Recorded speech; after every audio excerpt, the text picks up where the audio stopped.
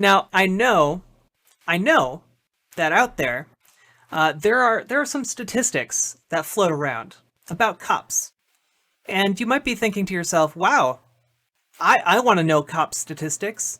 What's this about? Is it about like how many criminals cops put away on their average beat? Is it about how deadly and dangerous the job is?" No, I'm not going to talk about that today. But off on a side note, job their job not really that dangerous. It's only dangerous on television. In actuality, there are far more dangerous and far more underpaid jobs than being a cop.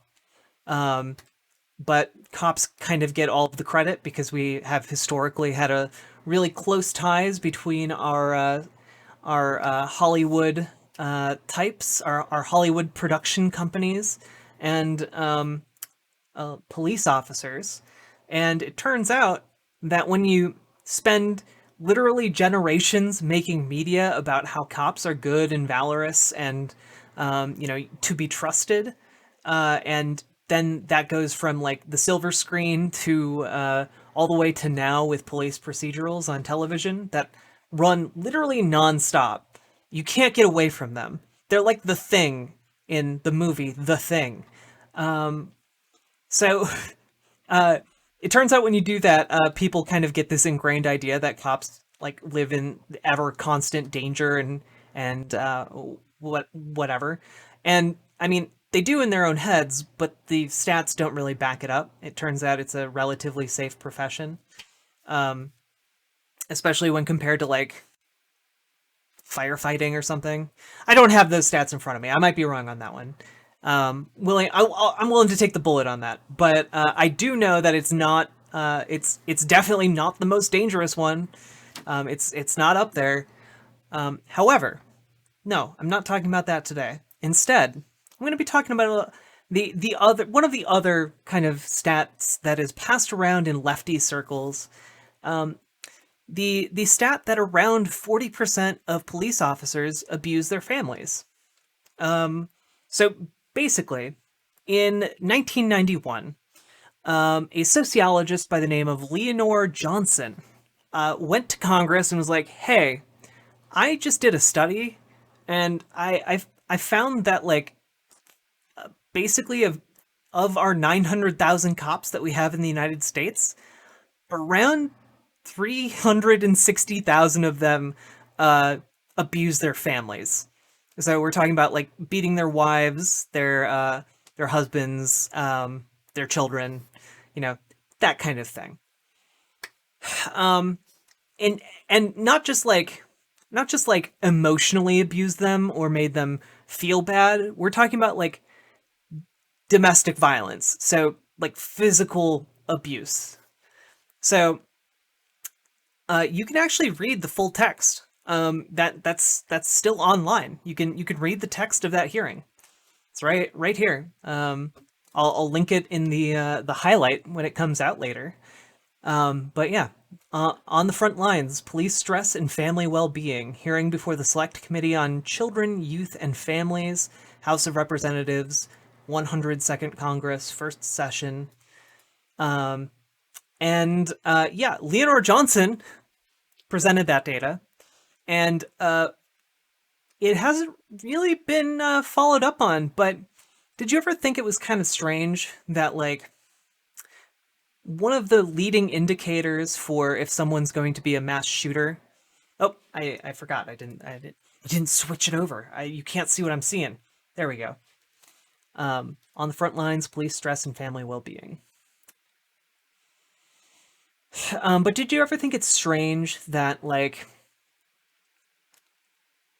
people that one of the leading factors of like who becomes a mass shooter is domestic, like a history of domestic violence.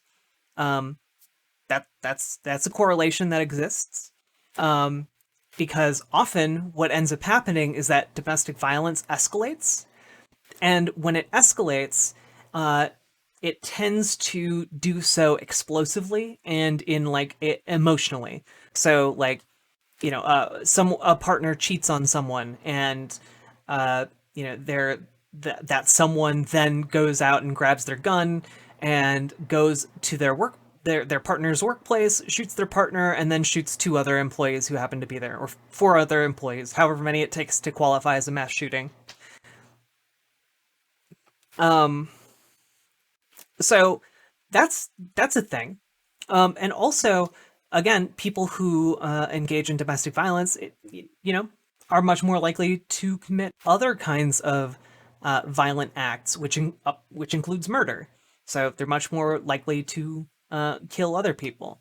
So for a while there was a law being passed around to bar people who have histories with domestic violence from being able to purchase or carry a gun. Now, you might be like, well, that sounds like a good idea. Like, if a man is beating his wife or his kids, maybe it sounds kind of reasonable that maybe you should make sure he can't get a gun, you know? Because guns are much more deadly weapons of violence, and if that pattern of violence escalates to, using weapons, then a gun would enable him to kill his family.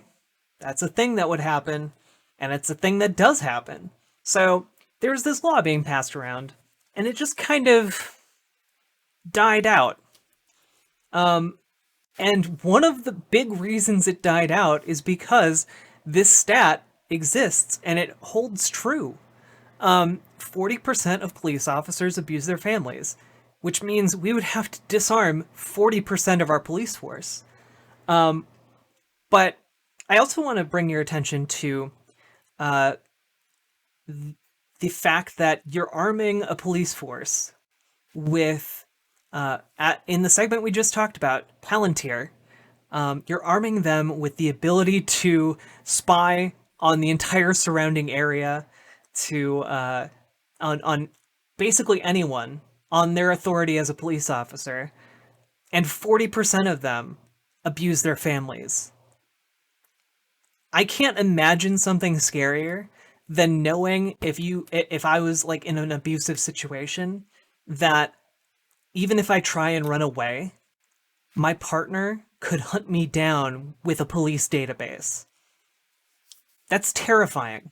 And the other terrifying thing is, we talk about how there are bad apples, and you could say, well, bad apples ruin the whole bunch. Like, that's how the saying goes, and I know a lot of people are like, well, if you let the bad apples stay, well, then, they continue to be bad apples. And usually when we're talking about that, we're talking about police shootings.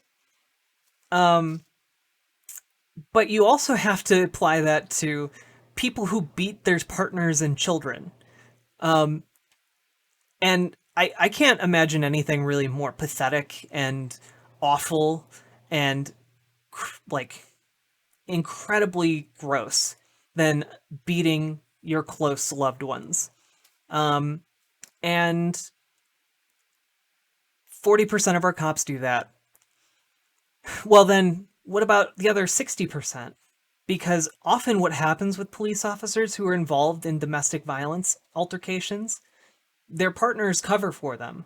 That's why a lot of people from police families are really scared about going to the police if they've been, assaulted by their partner or loved one who wears the blue, you know? So it's pretty shocking then that the phrase, a few bad apples, well, okay, even if you grant that 40% of them are bad apples, just 40%, 40% of if your barrel of apples is full of 40% bad apples, the entire bunch is already well on its way toward being spoiled. And spoiler alert, the other 60% are also rotten. They just haven't shown it on the surface yet because they're busy covering for the truly rotten apples on the bottom who beat their wives and kids. That analogy kind of fell apart at the end, but I think you understand what I was going for. Yeah. By the way, when I was talking earlier about domestic violence and firearms, I was getting my data from the Giffords Law Center to prevent gun violence, and basically, it they have a bunch of statistics about likelihoods and all of that. So, like, for example, an abuser's access to a firearm is a serious threat to victims, making it 5 times more likely that a woman will be killed in a domestic violence situation. Domestic violence assaults involving a gun are 12 times more likely to result in a death compared to those using other weapons or just your fists. Um, let's see.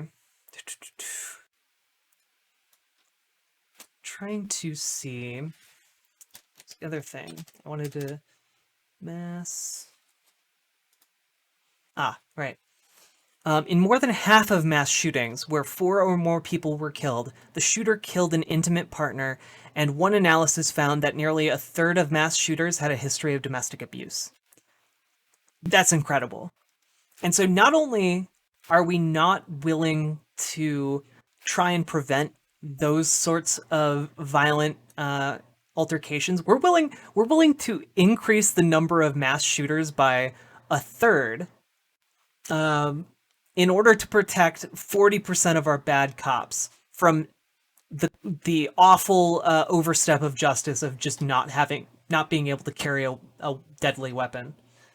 Um, yeah, it's pretty messed up, guys. It's pretty messed up. Um, Google Clearview AI. Thin blue line is real. It's true. A few bad apples would be the police. 40% of them beat their wives and kids, and we opted to do nothing about it in order to protect them at the cost of increasing mass shootings. Do do do do do. Taking a look, taking a look, taking a look. My name is not Honeypot, by the way. My name is Riverboat Jack.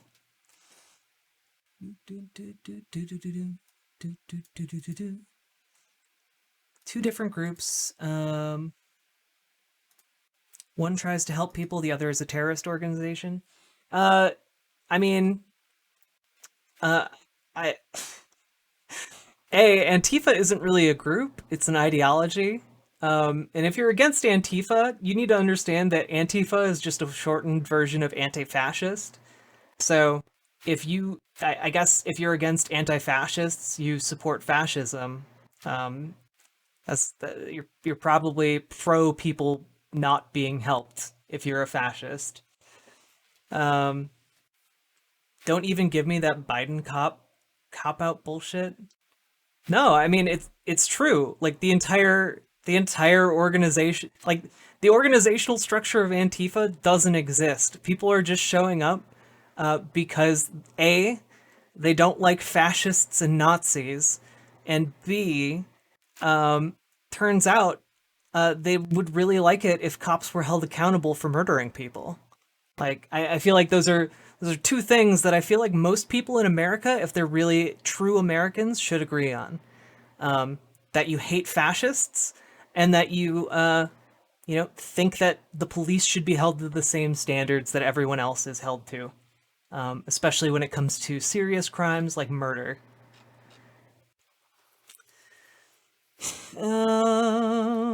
No, it's not. It's a cop out. If you think it's a cop out, chances are you don't know what you're talking about, friend. I encourage you to learn more about the subject from sources that aren't hopelessly mired in right wing propaganda. I hear that would be a cool thing, um, not having fascism. It's true. For a long time, we didn't have fascism. And then suddenly, around the 1970s, the GOP adopted the strategy, the Southern strategy, that decided that, oh, we should kind of embrace fascism to further our political aims because we lost on segregation. And turns out that the end result of that after like 50 years has been Donald Trump, who is an outright fascist, as we talked about on the stream yesterday. In the handy highlight section, if anyone's curious of what to watch, how Trump and the GOP embody fascism. It's a good segment. Oh, Hell Knight 91. I'm not an idiot. I'm just a patriot, unlike you. I love America. You, however, seem to hate America. But you know what? That's okay. I don't begrudge you, friend. I fight for your rights, even if you won't fight for mine. Okay? So that's where we're gonna stay. I mean, you can think whatever you like about me, friend. But to be honest, I don't really give a shit if you think I'm stupid. The other day I argued with a chud in chat for a good, I don't know, how long was it? Like hour? I had a really good time. So if you want to be just kind of an obstinate, an uneducated and unpatriotic mass of human flesh with fingering outputs, I mean, you're welcome to do that, but just so you know, again, I support your right to live in a free country, a safe country, and the things you stand for make the country less free and less safe. Um, so, good luck with that, I guess. Your entire ideology is based on you being afraid all the time, and I hope you get over that. I really truly do. So you can live like a courageous and free and happy life. Um, you, I love America. I just don't subscribe to acting in violence toward people you disagree with. That's why I support the police. You understand how dumb that is, right? You understand that, like, the police are the agents of violence of the state, right? So, like, they're the ones who are specifically paid to be violent towards protesters. Like that's what they do. So, like, you're being kind of hypocritical. But you know what? That's okay. I understand that these are some high level, big brained ideas. Um, you'll get there, friend. You'll get there.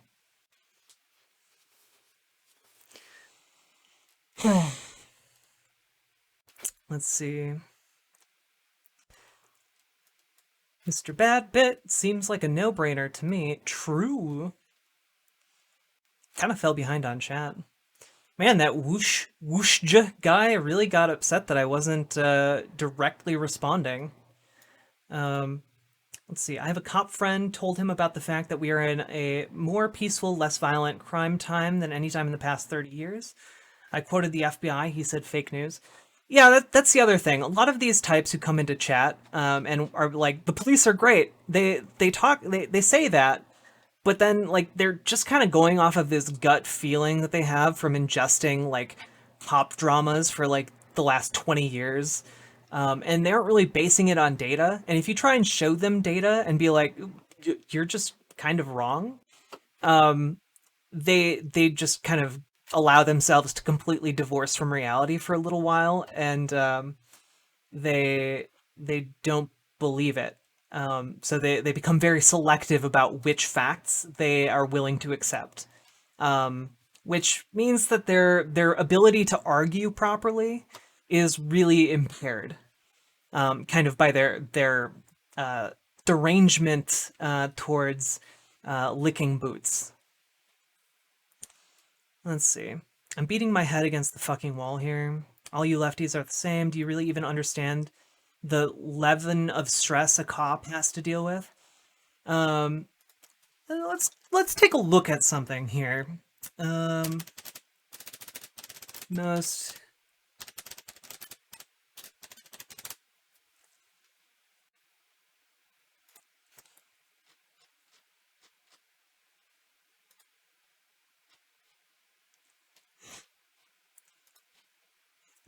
ad blocker on. Turn it on. There we go.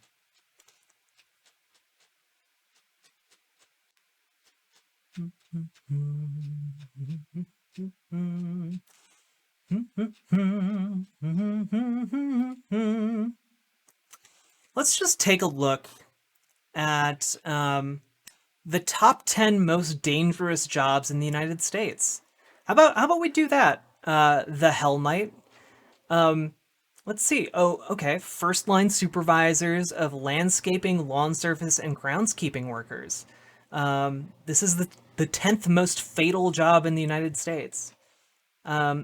First line supervisors of construction trades and extraction workers, so miners and people on site managing construction. That's number 9. Structural iron and steel workers. That's number 8. 7. Farmers, ranchers, and other agricultural workers. Number 6. Driver, sales workers, and truck drivers.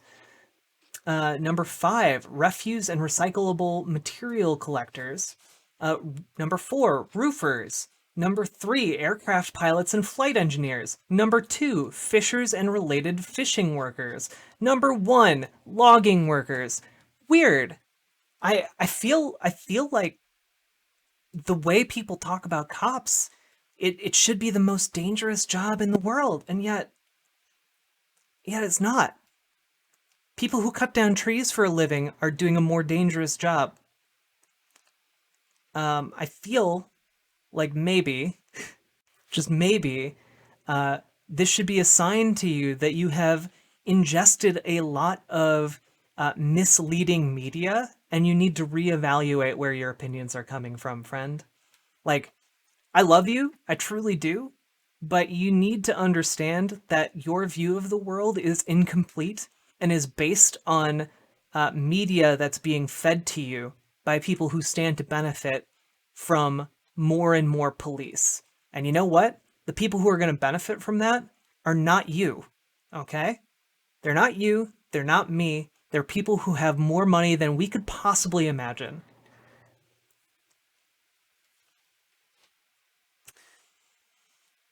Let's see here. I don't have time for this. Feel bad that you were raised to be so disrespectful for people who try and protect your right to be disrespectful shit to them. Uh, you know, Hell Knight, again, I'm going to go back to the data that was presented to Congress in 1991. 40% of those cops that you say deserve respect beat their wives and children. And the other 60% cover for those 40%. And you know what? I'm not even arguing that I should be able to disrespect any cop. Though I should, because it's not illegal to disrespect a police officer. However, the unwritten law in America is that the number one most illegal thing you can do is disrespecting a cop.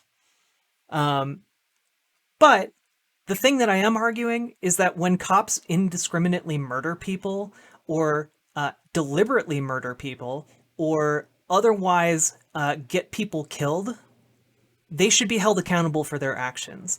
And that's all any of the protesters out there are arguing for too.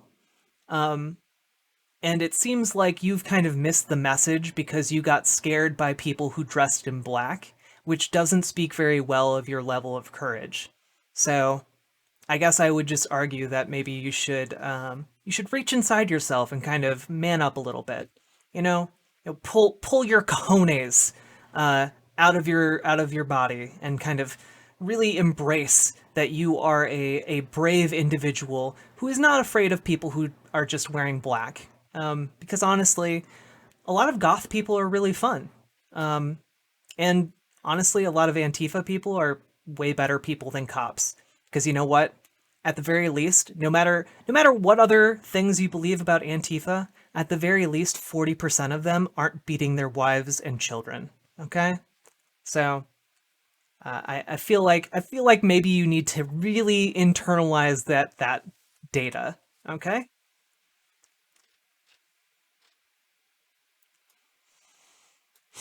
You need to fix that whole grammar situation, friend. Um, guys, go easy on the Hell Knight 91. Like I'm up here talking on stream. It's very hard to communicate. I'm stumbling over my words sometimes. It's okay. And you know what? He has the right to poorly express his wrong-headed ideas. This is America, and I believe in freedom.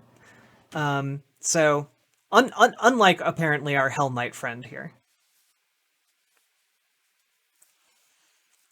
Take it from the people who live in these neighborhoods and check your privilege.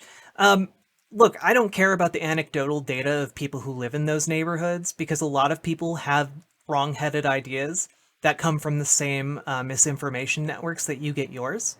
What I care about is the data, and the data shows that having more social workers who go into situations unarmed is actually safer for the community and promotes what I was talking about earlier, positive freedom. So positive freedom allows people in these poor communities to pursue their dreams and achieve. It enables their achievement.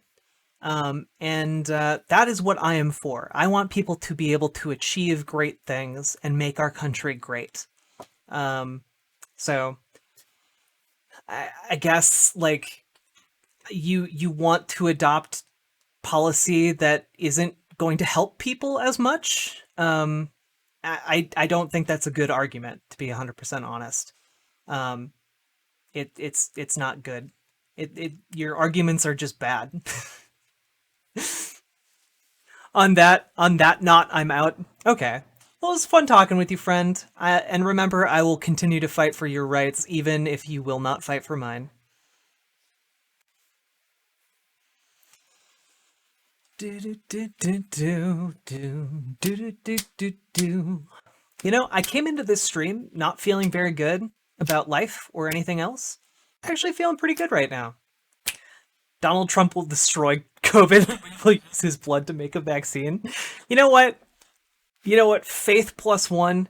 If that happens, if we are able to use Donald Trump's blood to make a vaccine and it's actually effective, I will I'm not going to take back everything I've said about Donald Trump, but that will go a long way towards making me feel like he has in some way redeemed the colossal number of people he has directly contributed to killing. I'd be happy with that. At the very least, fewer people from here on out would die. Um, though his supporters would probably not get the vaccine because Trump himself is a vaccine denialist. But maybe, who knows? People can change. Maybe he'll tell people to get the vaccine and they'll listen. You think he gave it to himself on purpose, knowing he's the only one who could save us? Yeah, he Donald Trump recognized with his giant super brain that his body was really the only healthy one in the entire United States that could take on the virus. His tiny white blood cells would grow like Popeye-like cartoon strongman arms and beat the virus into submission. And with that victory under his belt, he would be able to save all of America. Inside it's like an anime rendition of One Punch Man meets body cells at work. It's Osmosis Jones meets One Punch Man meets cells at work. They're just going at it, pounding each other. And you know what? Maybe in the fan fiction universe of this battle, maybe they kiss. Who knows? But then they're pounding on each other, and it's a forbidden love type situation. And suddenly Donald Trump awakens from his 12-week coma, and the doctor's holding a vial in front of him, and it just whispers, "Sir, you did it. You saved us all." And that's how Donald Trump saved America. Hello, Crockett. What, Crockett 1312? I dig ya. Welcome to the stream. He has the best words and the best blood. Man, Mr. Mr. Badbit, let's not go down that road because Donald Trump probably would say that he has the best blood because as he is wont to say, he probably has he probably thinks he has the best genes. He was raised in a eugenics family, so he does have kind of those really problematic and yikesy opinions. Like over the last several weeks, he's been talking about the great genes of the people in his audience. Not a great look. After this, no one will complain about his next 8 terms. It's true. I mean, wait, does he have the best blood? Are you not a Wait, he does have the best blood. Are you not a mega supporter? No, no, no, no. Friend, of course he has the best blood. They're just gonna have to hook him up to a perpetual, like, blood drawing machine so that we because like after you get the first dose of his blood vaccine, you of course need more, right? So they just have to constantly drain him of blood. Like he's a giant blood bag from Mad Max Fury Road. And he'll just be wheeled around in like some sort of metal sarcophagus that is constantly siphoning blood to save the country. Kind of like, again, like a cross between the blood bag from Mad Max Fury Road and the Emperor from 40K. He will be living like a half life in order to honor and support the lives of his fellow human beings.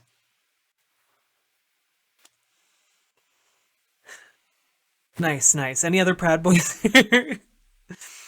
Yeah, yeah. I mean, we're all here. We're all proud. Not all of us are boys, but we have pride and we have some. I mean, we do have a lot of pride in here. I will say we have a lot of pride. Um, a few boys. So, with that definition, maybe.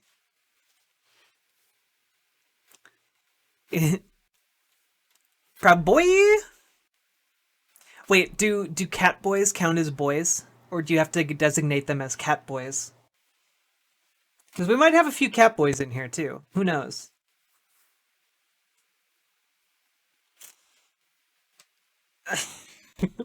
May Trump be with all of you. And with you, comrade.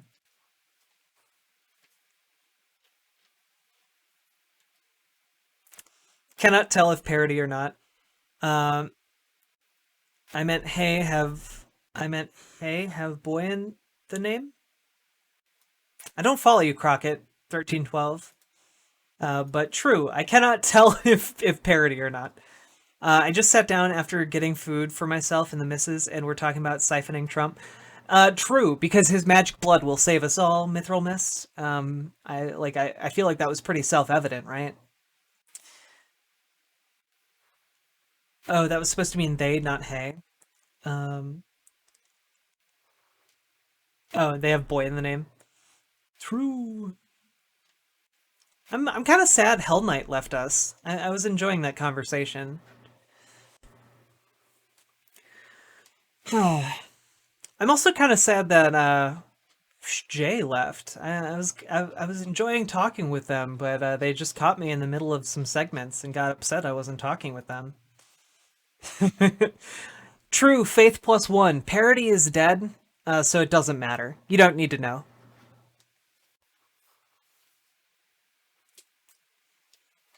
Da, da, da, da. Okay. Oops. Didn't want to close that, but it's too late to salvage it. All right. So we talked about 40%. Oh, I do just want to add for additional information about the 40% number and police domestic violence. If you're interested in reading and researching, there's a really good award-winning book on the subject, and it's one of the only like comprehensive looks at this problem. And it's called "Police Wife: The Secret Epidemic of Police Domestic Violence" by Alex Roslin. It's highly recommended. It's won many awards for its in-depth reporting. Give it a look if you're interested in this kind of topic. So just so you know, um, like, and again to clarify, like we are when we're talking about police and how 40% of police officers beat their wives and kids, um, and like another significant chunk of the police force covers for them. that's just one issue. Like that's just looking at one issue that cops are involved in. We're not talking about we're not also talking about how they steal literally billions of dollars in civilian property with civil asset forfeiture. We're not talking about how they have been routinely found to plant evidence on people with video evidence of them planting evidence. We haven't talked about how police officers and entire departments become involved in like evicting people from homes, or even in some cases being directly compensated by landlords in order to pressure people to move out of apartment complexes. Like we haven't even touched on any of like the corruption or the graft or the other issues, like disproportionate murder or all of that, or the cover-ups, or the way that they are so closely entangled with prosecutors that they routinely get off with light to non-existent sentences, or the fact that even if police officers get fired, they're frequently rehired by nearby departments.